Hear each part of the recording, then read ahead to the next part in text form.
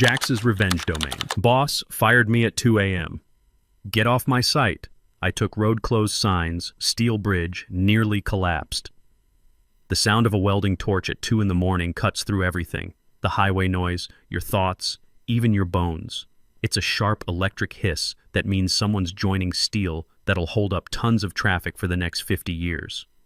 To most people, night construction sounds like inconvenience. To me, Mason Crawford, 47 years old with 22 years building the safest bridges in the state, it sounded like my family's lives depending on getting this right. I'm not being dramatic. My wife Diana drives this route to the hospital every morning at 6:30 a.m. My daughter takes the school bus underneath this overpass twice daily. When you're welding structural steel 40 feet above a busy intersection, it's not just a job, it's personal. I checked my watch through my safety glasses. 2:14 a.m. The railroad bridge reconstruction was on a brutal timeline. Norfolk Southern gave us a 12-hour window, 8 p.m. to 8 a.m., to replace the main support beams. By morning rush hour, trains carrying hazardous chemicals would be rolling over our work at 60 mph. "Looking clean on beam 7, Mason," Cameron Reed shouted over the noise. The kid was 22, my newest certified welder, treating every joint like it was going to hold up the world, which, in a way, it was. He'd been working double shifts to save for his wedding next month. I walked the scaffold, inspecting the massive I-beams we'd hoisted into position. Each weld had to be perfect. In bridge work, there's no such thing as good enough. A failed weld meant a collapsed span, and a collapsed span meant derailed train cars full of propane and chlorine gas raining down on the morning commuters below. "Nicole, how are we looking on the inspection schedule?" I keyed my radio to our night dispatcher. "X-ray truck should be here by 4 a.m., Nicole Brooks responded, her voice steady despite the late hour. "But Mason, heads up, you got company." Black SUV just pulled through the checkpoint. My stomach dropped.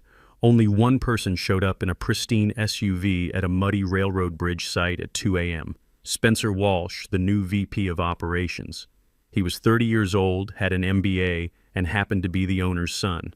Spencer thought steel welded itself if you asked nicely, and wore $1,000 suits to inspect work sites. The SUV's headlights swept across our work platform as it pulled up to the crane. Spencer stepped out, dressed in his usual costume, designer jacket over a polo shirt, some business casual look that screamed, "I've never held a torch in my life." "Crawford!" he barked, not bothering with pleasantries. He picked his way carefully across the gravel, trying not to muddy his Italian loafers. "Why are we behind schedule?" "The X-ray inspection should have been done yesterday." I pulled off my welding helmet. "Had to redo welds on beam 6, Spencer." Cameron caught some porosity in the root pass during visual inspection. "We burned it out and re-welded." "It'll pass X-ray now. You re-welded an entire beam?" Spencer's eyes bulged. "Do you have any idea what that costs? That's $8,000 in labor and materials down the drain." "It was a bad weld, Spencer.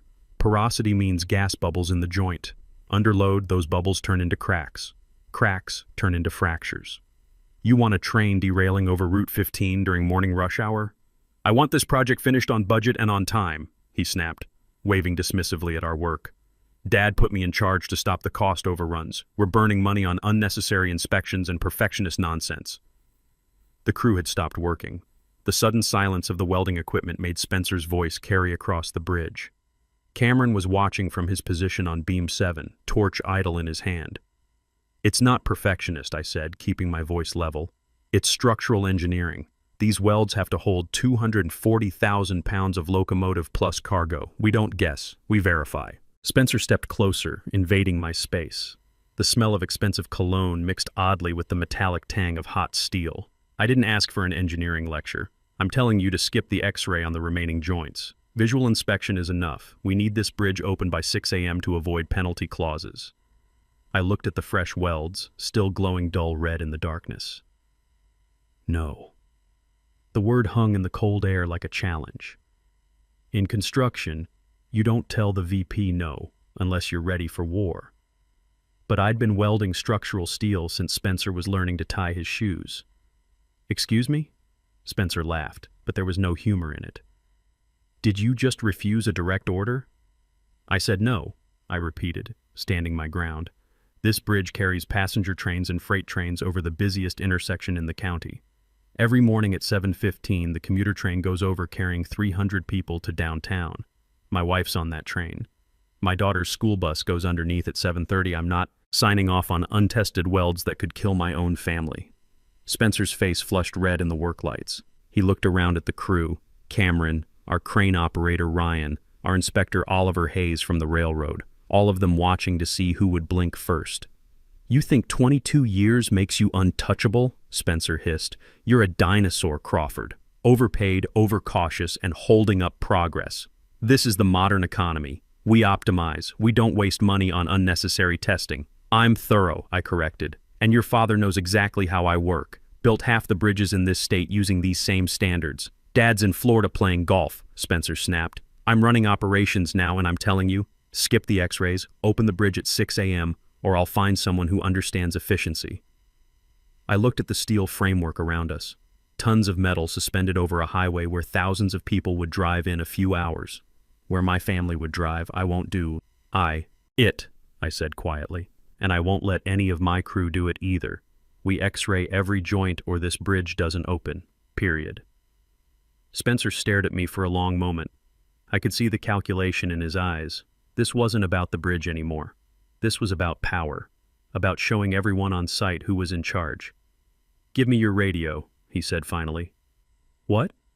"Your radio, your inspector credentials, and the keys to the site trailer." He held out his hand, palm up. "You're fired, Mason Crawford. Effective immediately. Get off my site." The shock hit me like a physical blow. Fired? For doing my job right? You can't fire the chief inspector in the middle of a bridge reconstruction. I just did. Insubordination, gross incompetence, refusing to follow direct orders. He was enjoying this now. "I'll have legal draw up the paperwork in the morning. Now hand over your gear and get out before I call security and have you arrested for trespassing." I looked at Cameron. The kid's face had gone pale under his hard hat. He started to step forward, maybe to defend me, but I shook my head slightly. If Cameron spoke up, Spencer would fire him too, and the kid needed this job for his wedding. Slowly, deliberately, I unclipped the radio from my vest and placed it in Spencer's manicured hand. Then I pulled out my inspector credentials and the master keys to the equipment trailer. "This is a mistake, Spencer," I said, my voice shaking with suppressed rage. "You have no idea what you're doing. I'm saving this company money and meeting our contractual obligations," he sneered. "Now get your personal stuff and get out. I don't want to see your face on this bridge again." "My personal stuff?" I asked. "Anything that belongs to you personally.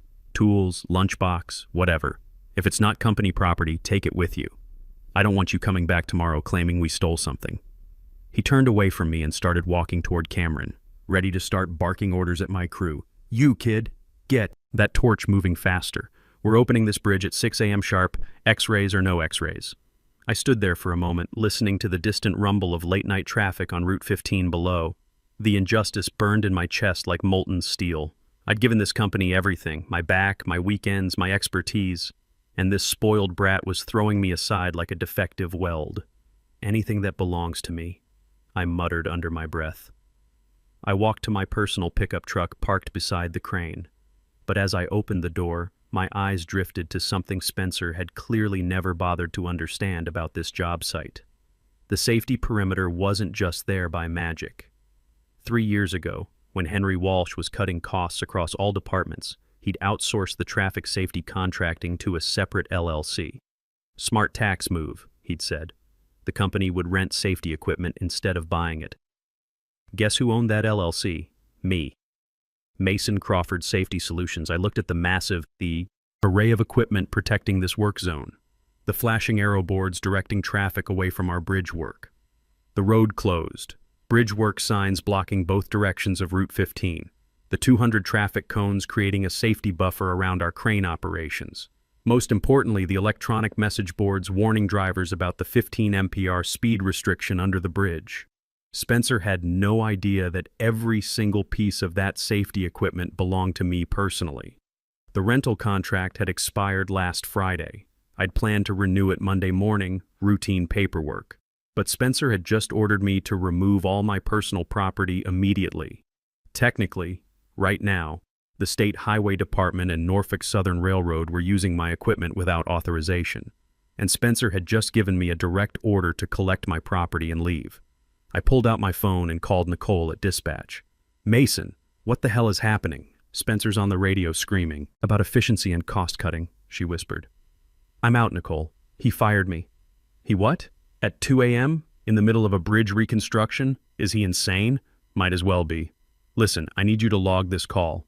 Timestamp 2:28 a.m. I am leaving the site per direct orders from VP Operations. He instructed me to remove all personal property immediately." There was a pause. Nicole had been with the company for 15 years. She knew how these contracts worked. "Mason, didn't the safety equipment rental expire last week?" "Friday at midnight. Renewal paperwork sitting on my desk at home, unsigned.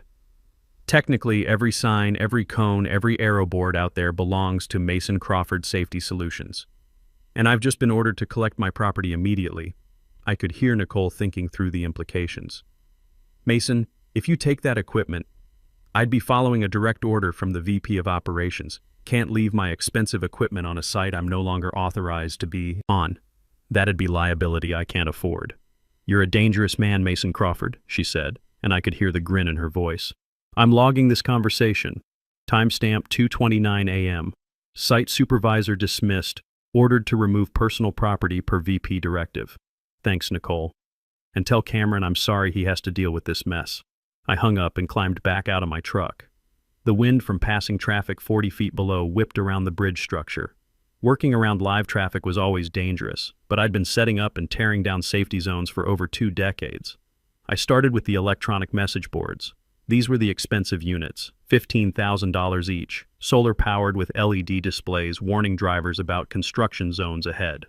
There were 4 of them positioned at quarter-mile intervals on Route 15, flashing "bridge work ahead, reduce speed to 15 mph." The first one was easy. I disconnected the power, folded the support legs, and loaded it into my truck bed, with the hydraulic crane I'd installed for exactly this purpose. The second one took longer. It was positioned right at the bridge approach where Spencer would see me if he looked back. But Spencer was too busy intimidating Cameron to notice. I could see him pointing aggressively at the steel beams, probably ordering the kid to weld without proper inspection procedures.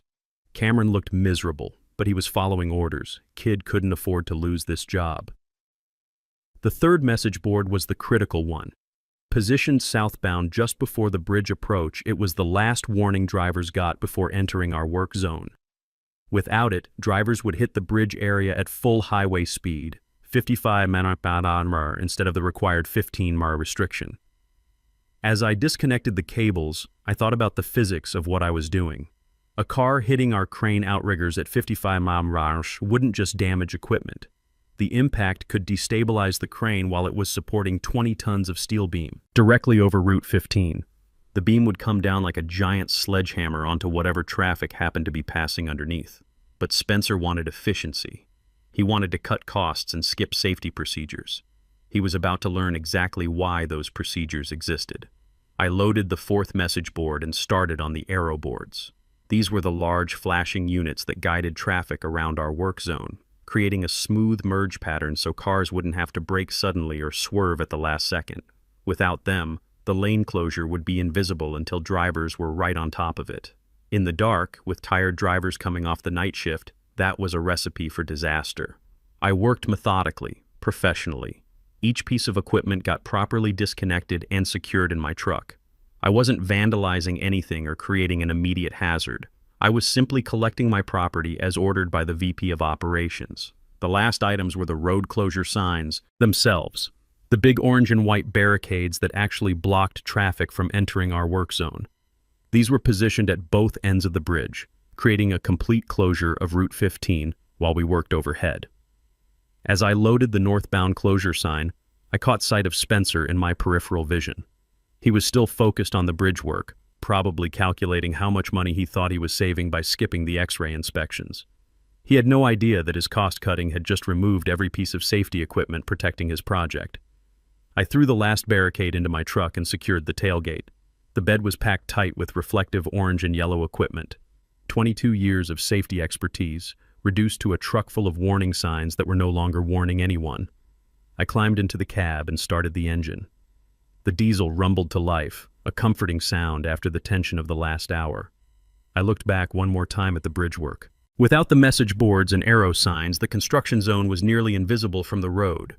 Just dark steel beams silhouetted against the night sky, suspended over a busy intersection where my family and hundreds of other families would be driving in a few hours. "Hope you saved enough money to cover what's coming, Spencer," I said to myself. I put the truck in gear and drove away into the darkness, leaving the bridge completely unprotected against the morning rush hour. I pulled into my driveway at 3:22 a.m. The house was dark except for the porch light Diana always left on for me during night shifts. My hands were still gripping the steering wheel, knuckles white from the adrenaline that had carried me through the last hour. In the rearview mirror, my truck bed glowed orange under the streetlight, packed with thousands of dollars worth of safety equipment that should have been protecting a bridge construction zone right now. The front door opened before I even got out of the truck. Diana appeared in her robe, squinting at the unusual cargo in the back of my pickup. "Mason?" Her voice was sharp with concern. "Why is all the safety gear in the truck? Did something happen at the site?" I climbed out slowly, feeling every one of my 47 years in my joints. "Something happened, all right. I got fired." "Fired? At 3 in the morning? In the middle of a bridge reconstruction?" She stepped closer, studying my face. "Who fires someone at 3 a.m.? Spencer Walsh. Wanted me to skip X-ray inspections on the steel welds. Opened the bridge at 6 a.m. without proper testing." I gestured toward the truck. I refused. He took my badge and ordered me to remove all my personal property immediately. So I did. Diana looked at the truck, then back at me. The realization hit her slowly, like watching a crack spread through glass. "Mason, that's all the safety equipment for Route 15. If it's here, then it's not protecting the bridge work," I finished. Exactly. She wasn't angry. Diana worked in hospital administration. She knew what it was like dealing with bureaucrats who made life and death decisions from behind desks. But I could see the worry in her eyes. "Is this legal?" Equipment rental contract expired Friday. Spencer ordered me to collect my property. I was just following the VP's direct instructions. I pulled out my phone. "But I need to call our lawyer. This is going to get messy fast." We didn't sleep. I sat in my recliner with coffee, watching the local news with volume low while Diana reviewed the safety equipment contracts on her laptop. Every few minutes I checked the clock. 4:30 a.m., 5:00 a.m. Morning shift change at the hospital. Diana would normally be getting ready for work now, driving right under that bridge. "I called in sick," she said, reading my thoughts. "I'm not going anywhere near Route 15 today." At 5:45 a.m., the morning traffic report came on. "Looking good on most routes this Tuesday morning," the cheerful reporter announced. Some continued. Bridge work on Route 15, but crews should have that wrapped up soon. We're not seeing any major delays yet. Yet, I muttered, taking another sip of coffee. At 6:15 a.m., everything changed. "We're getting breaking news from Route 15, the news anchor said, her cheerful demeanor evaporating. "We're receiving reports of a serious traffic incident involving the bridge construction zone. We're going live to our traffic helicopter." The screen switched to an aerial view that made my blood run cold. Without the electronic message boards warning drivers to slow down, without the arrow boards guiding traffic away from the work zone, the morning rush hour had hit Spencer's bridge project like a freight train. The first incident was a pickup truck that had slammed into the crane's outrigger at full highway speed. The impact had been so violent it sheared the truck's front end completely off. But worse, it had destabilized the crane while it was holding a 15-ton steel beam directly over the roadway. The beam hadn't fallen, but it was swaying sickeningly in the wind, held only by the crane's damaged boom. Emergency crews were frantically trying to evacuate traffic from underneath while the crane operator fought to maintain control. But that wasn't the worst of it. Behind the first accident, without proper warning signs, a chain reaction had developed. Cars swerving at the last second to avoid the work zone. A school bus, not my daughter's, thank God, but someone's children, had jackknifed trying to avoid a sedan that had braked hard upon suddenly discovering the lane closure. The helicopter camera zoomed in on Spencer, and I could see him running frantically between emergency responders, gesturing wildly at the damaged crane. His expensive suit was torn and dirty. He looked like a man whose world was collapsing around him. "Diana," I said quietly, "look at beam 7. The one Cameron was working on." She squinted at the screen. What am I looking for? The weld joint. Weld. See that dark line running along the bottom flange? Yeah, that's not supposed to be there. That's a crack. The impact stress from the crane getting hit. I leaned forward, studying the image. The weld failed. Spencer made them skip the X-ray testing, and now the joint's failing under load. My phone rang. Oliver Hayes from the state inspector's office. Mason, please tell me you're watching the news. Watching it. I need you to get down here, now. We've got a structural failure in progress, and you're the only one who knows exactly what corners were cut last night. Spencer fired me, Oliver. I'm not authorized to be on that site. I'm authorizing you. Emergency powers, this is now a state safety investigation, and I'm deputizing you as a consulting engineer. Get down here before that beam comes down on someone. I looked at Diana. She was already grabbing my jacket from the closet. Go, she said. Those are real people under that steel. 20 minutes later, I was back at the bridge, but everything had changed. State police had shut down Route 15 in both directions. Emergency crews were setting up a safety perimeter around the damaged crane. The steel beam was definitely sagging now, stress fractures visible even from the ground. Oliver Hayes met me at the police line. How bad is it? Bad. That's beam 7, main load-bearing support for the center span. If it falls, it takes the whole bridge structure with it. We're talking about a 200-foot section of railroad bridge collapsing onto Route 15. Can we stabilize it? I studied the situation through binoculars. Cameron was still up on the scaffold, trying to weld temporary support brackets while the beam swayed overhead. The kid was risking his life to fix Spencer's cost-cutting disaster. Maybe, but we need to get everyone out from underneath first. If that weld lets go completely, how long do we have? I looked at the crack pattern spreading along the beam. The way that fracture's propagating, maybe an hour, maybe less. Oliver keyed his radio. This is State Inspector Hayes. I need a full evacuation of Route 15 from mile marker 23 to mile marker 27. Close the railroad line. Stop all train traffic on the Norfolk Southern line until further notice. Copy that. What's our situation? We've got a bridge that's about to collapse onto the highway, and it's all because someone decided safety inspections were too expensive. I watched Spencer talking frantically into his phone, probably calling his father. He kept pointing at the damaged crane as if that would somehow make the problem go away. He had no idea that the real problem wasn't the accident. It was the systematic corner cutting that had made the accident catastrophic. Oliver, I said, you need to see something. That weld failure? It's not from the crane impact. Look at the fracture pattern. Oliver followed my gaze through the binoculars, studying the crack pattern in the steel beam. What he saw made him go pale. That fracture didn't start from the crane impact, I explained. Look at the origin point. It's right at the weld joint Cameron was working on. The crack started from inside the weld itself. That's a classic sign of incomplete fusion. What happens when you rush the welding process and don't let the joint cool properly between passes? You're saying the weld was already defective? I'm saying Spencer ordered Cameron to weld faster than safe procedures allow. No cooling time, no proper inspection, no X-ray testing. That joint was a time bomb waiting for the right stress to set it off. Oliver keyed his radio again. I need a forensic metallurgy team up here immediately. And get me someone from the DA's office. This isn't just an accident anymore. We worked through the morning stabilizing the bridge. It took 3 crane trucks and a team of structural engineers, but by noon we had temporary supports in place and the immediate danger was over. The railroad line would stay closed for weeks while the entire span was rebuilt, and Route 15 would be down to 1 lane for months. The final damage tally was staggering. The crane itself was a total loss, $800,000.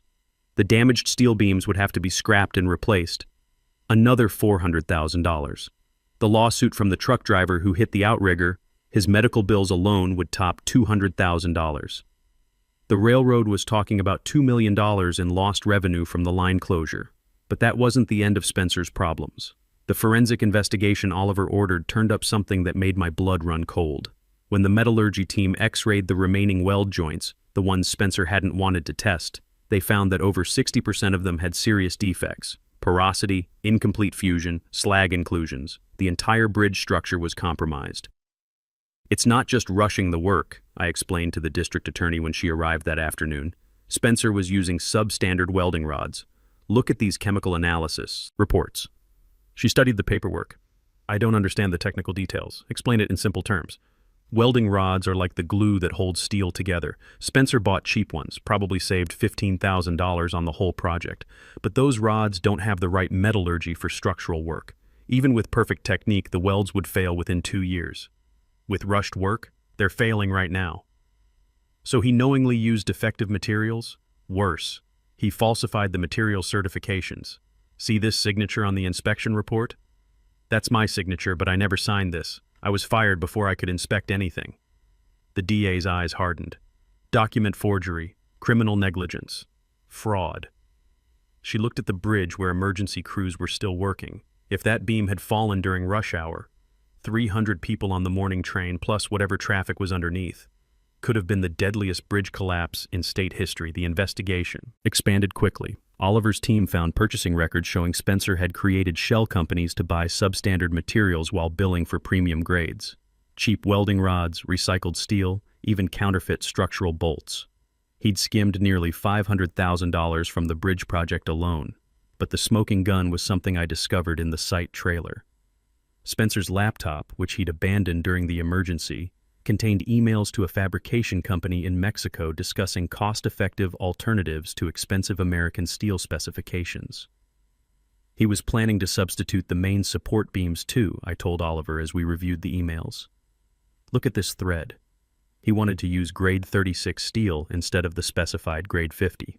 The weight difference alone would have been catastrophic. How catastrophic? I did the math on my calculator. A fully loaded freight train weighs about 12,000 tons. Grade 36 steel has about 60% the strength of grade 50. The first heavy train over this bridge would have brought down the whole structure. The trial was 8 months later. Spencer had tried to flee the country but was arrested at the airport with a suitcase full of cash and a one-way ticket to the Cayman Islands. His defense team argued he was just trying to modernize outdated safety procedures, but the evidence was overwhelming. I spent 3 days on the witness stand walking the jury through every corner Spencer had cut. The forged signatures, the substandard materials, the rushed welding procedures. Most importantly, I explained what would have happened if the bridge had opened as scheduled. Ladies and gentlemen, I said, looking directly at the jury. At 7:15 every morning, the commuter train carries 300 passengers over this bridge. My wife Diana is one of those passengers. She's been taking that train to work for 8 years. At 7:30, school buses start their routes underneath the bridge. My daughter Emma rides one of those buses. I pointed to the evidence. Photos showing the cracked steel beam. If Mr. Walsh's cost-cutting hadn't been exposed, if this bridge had opened on schedule, that train and those buses would be using a structure that was designed to fail. The first heavy load would have brought down 200 feet of bridge onto Route 15 during morning rush hour. The prosecutor asked, in your professional opinion, what would the death toll have been? I'd thought about this question for months. Conservative estimate? 400 to 500 people. The train passengers, the school children, the commuters underneath. It would have been the worst transportation disaster in state history. The jury deliberated for less than 4 hours. Guilty on all counts. Spencer got 18 years in federal prison, no possibility of parole for the first 12. Henry Walsh, Spencer's father, sold the company rather than try to rebuild its reputation. He personally paid for all the medical bills from the crane accident and established a $5 million fund for bridge safety research. The new owners offered me the position of chief safety director for the entire company at twice my previous salary. But more importantly, they instituted a policy that no safety inspection could ever be overruled by management for cost reasons. I kept the newspaper clipping from Spencer's sentencing on my office wall. Not out of spite, but as a reminder. The headline read, "Bridge Safety Whistleblower Saves Hundreds of Lives." But the real satisfaction came 6 months later when the new bridge finally opened. I was standing on the platform with Oliver Hayes watching the first commuter train cross the new structure. Every weld had been x-rayed, every bolt had been inspected, every safety protocol had been followed to the letter. At 7:15 a.m. exactly, the train rolled smoothly across our work. Through the windows, I could see Diana in her usual seat, reading her morning paper. She looked up and waved at me, knowing I'd be watching. At 7:30, the school buses started their routes underneath. Emma's bus was third in line, yellow and safe and exactly where it belonged. That morning, as I watched my family and 300 other families cross that bridge safely, I realized something. Taking those safety signs hadn't been revenge. It had been the most important thing I'd ever done in my career. Spencer had wanted to save money by cutting corners. Instead, he'd built himself a prison sentence and exposed a level of corruption that could have killed hundreds of people. Sometimes the destruction you cause reveals the only thing that saves the truth. The bridge stands today, solid and safe, carrying trains and protecting the families who drive underneath. Every morning at 7:15, Diana crosses over. Every afternoon at 3:30, Emma passes below. And every single weld in that structure was tested, inspected, and certified safe by someone who understood that when you're building bridges, there's no such thing as good enough. Some people build bridges, other people cross them. But the real satisfaction comes from knowing that everyone who crosses your bridge makes it safely to the other side. That's the only measure of success that matters. Sometimes the most destructive thing you can do is follow orders exactly as given, especially when those orders come from people who don't understand the consequences of their own words. The difference between revenge and justice is simple. Revenge is about making someone pay for what they did to you, but justice is about making sure they can't do it to anyone else.